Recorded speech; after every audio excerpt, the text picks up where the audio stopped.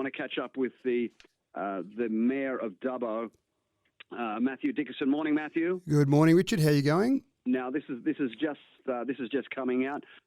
This is pertaining to health. Can you outline what has just been released from the Dubbo Regional Council? Certainly. Bad news, Richard. I'm sorry. We've got a boil water alert for all properties connected to town water in Dubbo. So that means Dubbo, Firgrove, Wongarbin, Umundry, Ballymore, Mogrigai and Brocklehurst. So they're all connected to town water in Dubbo. The same issue that we had in Geary with the turbidity level, we constantly monitor the water that we're treating that comes out of our water treatment plant. Unfortunately, that 0.5 level that it needs to be under, we went to 0.52 last night. We've then done some further checking overnight.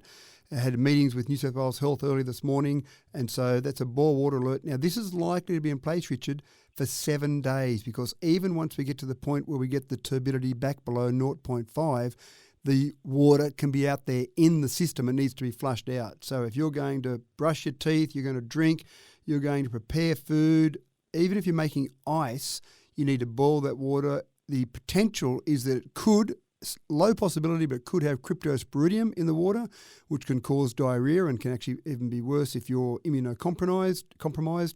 So boil that water. It needs to get up above 60 degrees Celsius. So obviously boiling water gets up to 100. So you really need to get that water up around that sort of 100 to be sure that that's gone.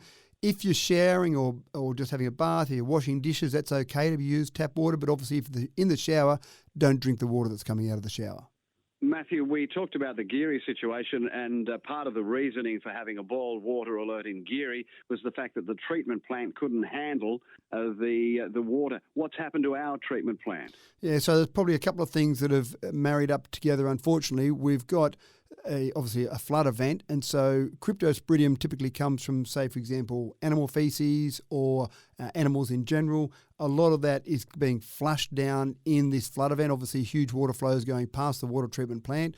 So we've been taking more water out of our bores to compensate for the fact that we want less out of the river, but we've still been taking some out of the river, and it just hasn't been able, our plant hasn't been able to treat that. We do actually have one of the clarifiers that was having maintenance done on it. We do some of the maintenance in winter, so we're doing some maintenance on that, and then obviously this flood event came along. So just a lower capacity in our water treatment plant combined with this flood event has ended up in this particular result. I'm actually interested to see when we last had a boil water alert in Dubbo. I don't remember when it was, but I've actually asked if we can find out that because I'm interested in that myself. But yeah, just that combination of some maintenance that was being done and a flood event at the same time, unfortunately. Matthew, let's talk about hospitals, retirement villages and respite areas, those who are under care. That's a double alert, really, isn't it? Well, that's exactly right. And probably, Richard, if you or I got cryptosporidium, being young and healthy people as we are, we'd probably get some diarrhea and it'd be unpleasant for a day or two. But someone who is elderly or someone who is immunocompromised, someone who is a bit frail, then cryptosporidium can be a lot more drastic and can end up with hospitalisation.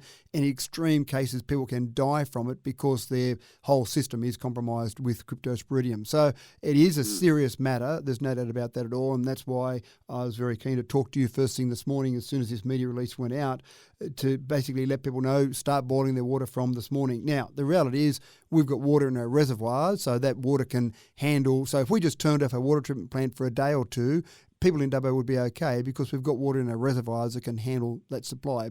But the reality is we've got to get it flushing through the system to make sure that the water that's going through the filters, that gets to that point, is actually safe. So we need to keep putting water into reservoirs. So the water you turn on the tap an hour or two ago is probably fine, but as we keep pumping that water back in, that will mix with the water in our reservoirs. So from now, from when you hear this, start boiling that water if you're going to drink it or clean your teeth with it.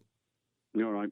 Looks like the whistling kettle industry is alive again this time. Indeed, you are right. Yeah. So you think this will be on for 7 days. What's actually going on in the plant now? So at the moment in the plant, what they're doing, what our staff are doing is looking at that filtering system, the clarifier that was being maintained to see if we can get that back online quicker, to basically see if we can get that turbidity level down below 0.5. And then once we do that, then New South Wales Health expect us to then flush out our reservoirs, because obviously if we've had some water that's had a turbidity level above 0.5 going into our reservoirs, then obviously all of that reservoir is potentially infected, so we need to make sure that water keeps going through the reservoirs and flushes out. So that's where the 7 days comes into it, because those reservoirs have got several days worth of supply.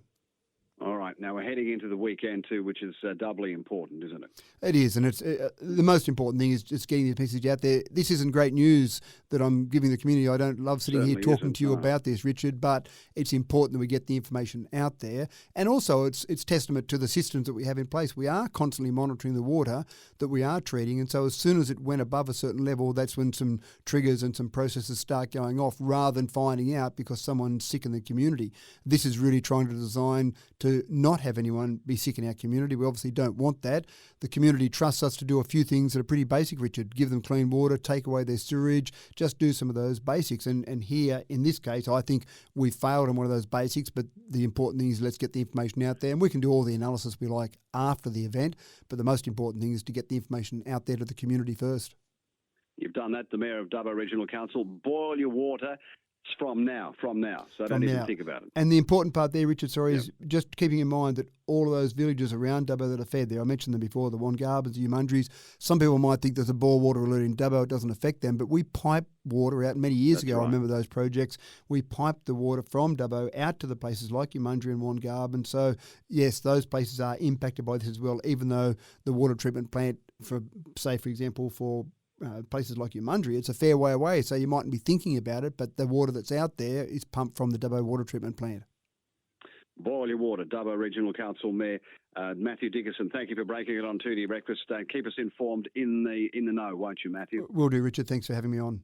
You're waking up with Richard Perno.